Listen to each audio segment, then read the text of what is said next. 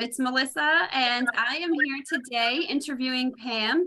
And Pam and I met at a meeting in Baltimore. We walked in a big parade of alopecians, and there was a whole crowd of probably over 100 of us that were walking in Baltimore for the Juneteenth parade. And it was a lot of fun. And Pam slid me her little business card with this fantastic picture you can see in her background. And I kept that business card. She probably didn't know that, but I kept that business card, and I just reached out to her and said, Pam, you have this book and you have some wealth of information I think you can share with others. So here she is. Welcome, Pam. Hey, Al. So what I wanted Pam to do is to first tell us a little bit about her alopecia story. So take it away, Pam. Well, my story starts back in 97, 98 when I was married. The stress of marriage, the stress of anticipating divorce got to me, plus raising two young kids. So so it's like I didn't really think about myself, and then all of a sudden I found a little patch in the back of my head and didn't know what that was. And so of course go to the dermatologist, and they do the little biops and all that, and of course that's scary when you hear the word biop. so, Yeah, it's true. so like it came back negative, but then it's like, okay, so why is my hair coming out? And so I went through some other things and gave me the little cortisone shots, which I've only did that once because that's a little painful. They don't It really is. give you a numbing thing. Yeah, It I kind didn't of have it like, either. I did it too. I didn't have the numbing. So yeah, you and I were in the same boat, girl. because he used ice, and I thought that was a little weird because I guess ice kind of numbs the spot or Yeah, makes it sure. real cold or where you don't feel it. So, but it was like 10 little shots. So I'm looking like, you don't have one big shot.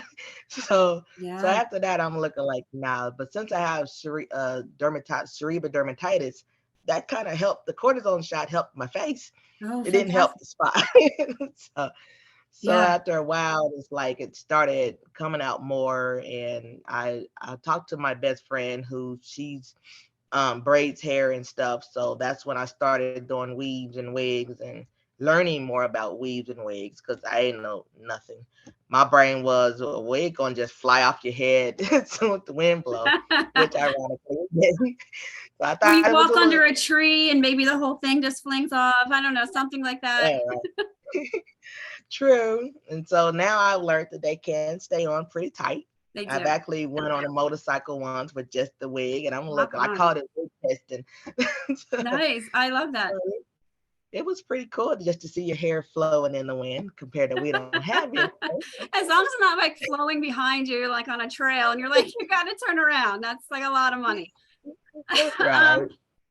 um, Pam, I know that I'm about to become a new author. I'm very excited about it. I'm part of an anthology that's coming out, and I know that you already, through the pandemic, published your own book. So, yes, please tell us some more about your book. What made you want to do this book, and what is your book about? So, tell us a little more about it.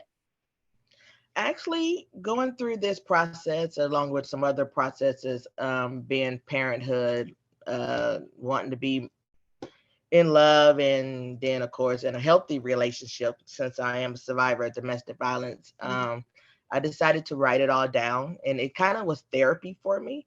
So it was kind of letting others know that you can survive this, either it be an alopecia because you do seem like this is a death sentence and my life is over. And there have been people, of course, who has committed suicide over their hair Right. being gone. Right. Because we teased in the beginning, or people assume some stuff, they stare a lot, and you Yeah. have to develop a thick skin when walking around bald, especially as a woman. Men, it seems like it's the natural, which I've actually seen some men who has trouble with it as well. It's also been funny to where men ask me questions about how I get my head shiny. It's a natural thing. Well, There's nothing I'd love that. I want some guys to ask me about how I special get my like hair that. like that. So yeah, I kind of decided to write that. The pandemic gave me the opportunity to do it because I had nothing else to do. So but It was then of a course, very good use of your time, Pam. I love it. oh yeah. So yeah, and it came out later that year. I started that earlier in the year of 2020, and then by the end of the year, we got it done. Of course, the photo shoot was hard to do because of no one wants you coming inside, and you had to wear the mask stuff. And Yeah. so, and since I don't wear makeup, I got to do a makeup thing that day. So it's like okay. Then I did my own little photo shoot at home because I haven't had makeup on since. So I Yeah. mean, I wear lipstick just mainly because it kind of separates me a little bit from the men, because unfortunately us as baldies, we get called sir. I don't know if you get called sir, but I get called I sir have. a lot. I have. Mhm. So it's kind of like, okay, what about me wants you to call me sir? So I don't quite get it. So I think they want a fat lip. That's what they want. So Pam, unfortunately, at my job, I can't do that.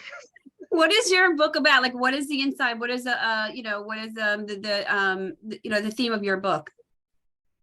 It is called Smile Through It All, which everything I go through, I try to find a positive out of that negative. I smile a lot, whether I'm upset, happy, sad, mad. Eventually, I'll go back to smiling. I've noticed in a lot of my pictures, I'm forever smiling. Even when I had got a passport, the guy said, "You can't smile." I can't what? I was looking like, that doesn't make sense, but okay.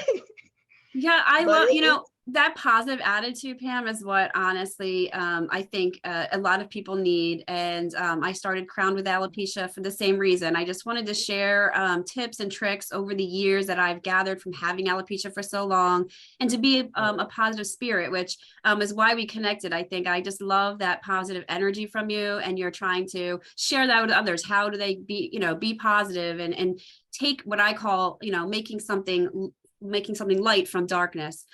We've all right. had some tough times in our life, and finding a way to get through it and look at yourself as stronger from it. And I think, yeah, and I just know, that you feel the same way. And I just love that about you. So it sounds like you're comfortable now with your alopecia. Yes, I have. I've been in the bald world for the last 10 years. And it's gotten easier every year. I'm used to the stares now. I'm used to the assumptions, because especially in October, we all get assumed that we're all cancer survivors, and have only thing cancer about me is my sign. So that's the only cancer Oh, I have. yeah, I'm so Capricorn. Yeah, so I get you. So so listen, yeah, like when we're I not sick, right? I mean, that's the goal. We're not sick. no We're able to do things. no it can't And catch it. yeah, I even donated a kidney, so that shows you how unsick we really are. So, they do test your body from head to toe, and having alopecia really is literally like a checking the block of hair color as none. Right. I want to spread that word with others, because it is difficult to kind of show people that that we're just like everyone else. So I love, that you're spreading the word in your own way. So tell me a little bit about some events that you do in your area to share alopecia and awareness with others. I have done a couple of events. I'm actually doing an event tomorrow. It's Yay, called Baldi Con, because I Baldi guess all Con.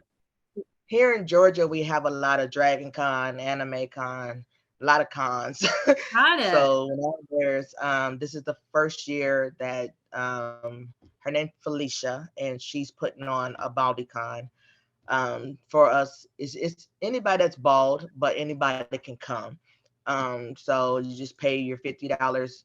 I guess pre-order is $50. At the door, I guess it's more than that. It's from tomorrow from 6 to 10, and it's gonna be like a DJ, a cook, some speakers. So it's gonna be pretty It's a good party. time. It's a So, party. Anytime we all get together, it's a party. You know that. oh yeah, and it's very nice to see a lot of us come together. I I mean, see agree. that there is others out there, and they're all positive and trying to educate each other as well as others about our conditions. I do. I agree with that. So do you think that BaldiCon will happen again for people who are listening to this after tomorrow? Do you think they'll hold it like each year down in Georgia if they want to participate? She said she's going to make it an annual thing. This Great. is her first year, I guess, to see how it goes this year, and I think next year should be bigger. She's getting some sponsors to help with that, so that would help make it bigger. Oh, fantastic.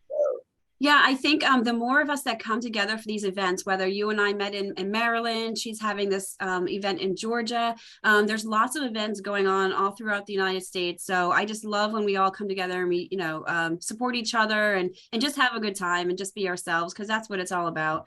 And I just love that. So if anyone wants to contact you about your book, talk more to you about your story, how can they reach out to you, Pam?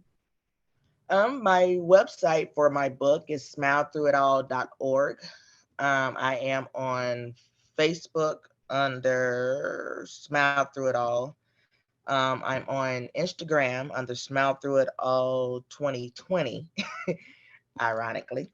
And I'm on Twitter as well as Smile Through It All. Well, wait a minute. There's a lot of smiles going on there, Pam.